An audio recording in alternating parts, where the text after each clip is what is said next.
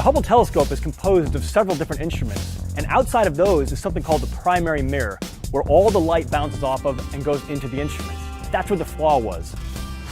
So the problem was something called a spherical aberration. What exactly does that mean? It means the primary mirror had the wrong shape. That is, it's a shallow bowl, effectively, that brings light to a focus.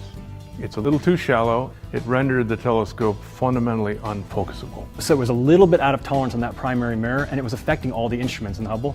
All 5 scientific instruments on the Hubble depend on a sharp image. That's the whole point. So Hubble's sitting in the doctor's chair, and it has the eye chart in front of it, and instead of seeing the letter E, it sees the letter F. Worse, what it sees looks like a squashed spider. But it's way up in space and you can't get it back here, so how do you fix it? Well, if you're born with eyeballs that don't quite work, you don't go and buy new eyeballs, you buy a pair of glasses, and that's the approach that we took. The wide field and planetary camera, known as WIFPIC, relied on light from the primary mirror. The light from that primary mirror all comes down to a focus inside our camera on a mirror that looks just like this. And this is now an opportunity for us to correct the curvature, the shape of the primary mirror right here. We simply put the same error in, reversed, and corrected. The Hubble telescope was designed from the outset to be serviced every 3 years by astronauts. Andrew, you can take it away. The camera is designed to be replaced in space. That's the one thing that was really just waiting for us to take advantage of. Looks like it's in there. Yeah, that's beautiful. Okay. So what was the outcome? At the Space Telescope Science Institute, way down in the basement, there were a bunch of us watching. And the first image, which was of a star, looked good. So we knew right away that we had a fix. And everything that Hubble was supposed to do was now going to happen.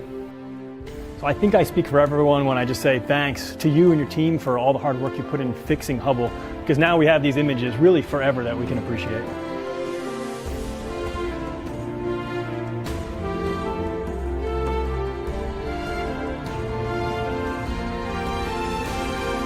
WIFPIC 2 went on to become the workhorse for the Hubble telescope, and it lasted for more than 15 years.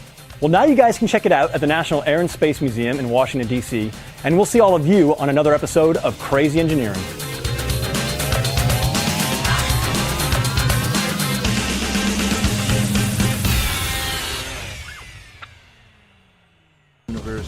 It's just the breadth of the scientific discoveries it's been able to make. Everything from the age of the universe, proving the existence of black holes, to discovering brand new things, like the universe is accelerating due to mysterious dark energy. Hubble has consistently taken us to places we've never been, visually, of course, and empowered us to answer questions that in a previous generation of telescopes we couldn't even pose. So I think what excites me is that it shows us the wonder of the universe, places we can't get to right now. From comets and asteroids to some of the most distant galaxies yet discovered.